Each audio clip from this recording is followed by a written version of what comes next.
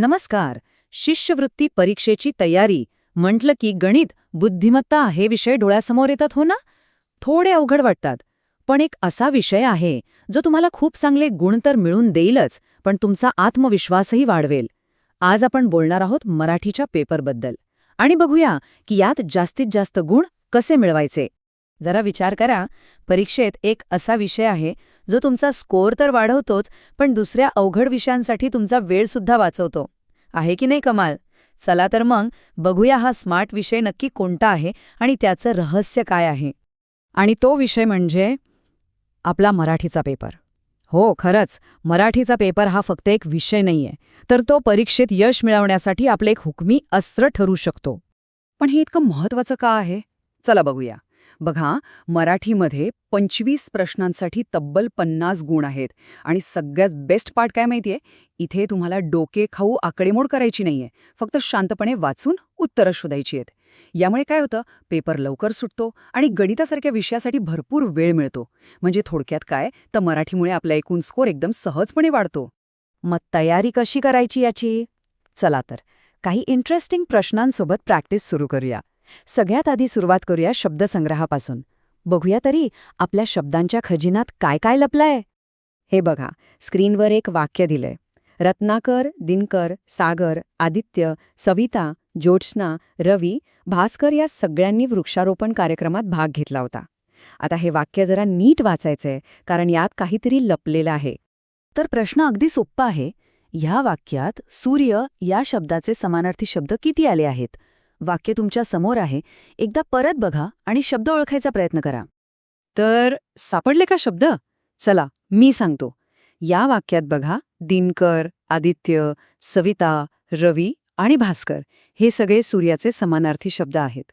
आता काही जणांना रत्नाकरबद्दल कन्फ्युजन झालं असेल, तर रत्नाकर म्हणजे समुद्र, त्यामुळे तो आपण मोजणार नाही. म्हणजे एकूण किती झाले? बरोबर 5. तर हे लक्षात ठेवायचं. परीक्षेत असं एकाच वाक्यात अनेक समानार्थी शब्द लपलेले असू शकतात. आपल्याला फक्त ते हुशारीने शोधायचे आहेत. आता बघूया विरुद्धार्थी शब्दांचं एक उदाहरण. समजा शब्द आहे उत्कृष्ट, तर त्याचा विरुद्धार्थी शब्द होतो निकृष्ट. हे सोपं आहे, पण समानार्थी आणि विरुद्धार्थी शब्द जितके जास्त माहिती असतील तितके आपले गुण पक्के.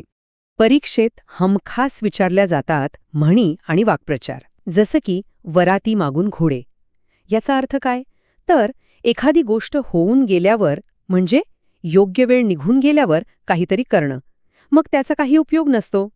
ओके, तर शब्द आणि त्यांचे अर्थ आपल्याला समजले. आता पुढची स्टेप काय? तर वाक्याचे नियम समजून घेणं. आणि येथेच आपल्याला मदत करतं व्याकरण. चला, व्याकरणाचे काही नियम पण बघून घेऊया. चला, आता हे वाक्य बघा. कोण काय घेऊन आले मला सांगाल का? आपलं काम सोपं आहे. या वाक्यात एकूण किती सर्वनाम आहेत हे ओळखायचं आहे. चला, आपण एकत्र शोधूया. पहिला शब्द आहे कोण, दुसरा आहे काय. हे दोन्ही शब्द प्रश्न विचारतायत, म्हणून ही झाली प्रश्नार्थक सर्वनामं. आणि तिसरं आहे मला, जे स्वतःबद्दल बोलण्यासाठी वापरले. हे आहे पुरुषवाचक सर्वनाम. म्हणजे या वाक्यात एकूण किती सर्वनामं झाली? बरोबर 3. व्याकरणातला अजून एक महत्वाचा टॉपिक म्हणजे काळ. उदाहरणादाखल आपण प्रदर्शन बघायला जाऊ. क्रिया अजून घडायची आहे, म्हणजे हा झाला भविष्यकाळ. या उलट तिने भाषण केले, क्रिया घडून गेलीये, म्हणजे हा झाला भूतकाळ. सोपं आहे की नाही? आता बोलूया शुद्ध लेखनाबद्दल, म्हणजे काना, मात्रा, वेलांटीची अचूकता. जसं की क्रीडांगण हा शब्द बघा. यात क्रीला दुसरी म्हणजे दीर्घ वेलांटी पाहिजे. परीक्षेमध्ये अशा छोट्या छोट्या पण खूप महत्वाच्या गोष्टींवर लक्ष ठेवलं जातं. तर शब्दसंपत्ती झाली, व्याकरण झालं. आता येतो सगळ्यात महत्वाचा भाग, तो म्हणजे आकलन. सोप्या भाषेत सांगायचं तर दिलेला उतारा किंवा कविता आपल्याला किती नीट समजली आहे हे इथे तपासलं जातं. स्क्रीनवर बघा, एक पॅराग्राफ आहे पण तो अपूर्ण आहे. त्यात काही रिकाम्या जागा दिसतायत. आपल्याला काय करायचंय? तर योग्य शब्द निवडून हा पॅराग्राफ पूर्ण करायचा आहे. असे प्रश्न सोडवताना सगळ्यात महत्त्वाचं म्हणजे संपूर्ण पॅराग्राफ शांतपणे आणि काळजीपूर्वक वाचणं. चला, आता या पॅराग्राफमधल्या हिंट्स शोधूया. इथे वक्ते आणि श्रोते हे शब्द आलेत. यावरून लगेच क्लिक होतं की ही कसली स्पर्धा असणार? बरोबर, वक्तृत्व स्पर्धा. आता वक्तृत्व स्पर्धेत स्पर्धक काय करतात? साहजिकच भाषण करतात. आणि मग श्रोते टाळ्यांचा काय करतात? कडकडाट. पाहिलं, एका शब्दातच दुसऱ्या शब्दाची हिंट कशी लपलेली असते.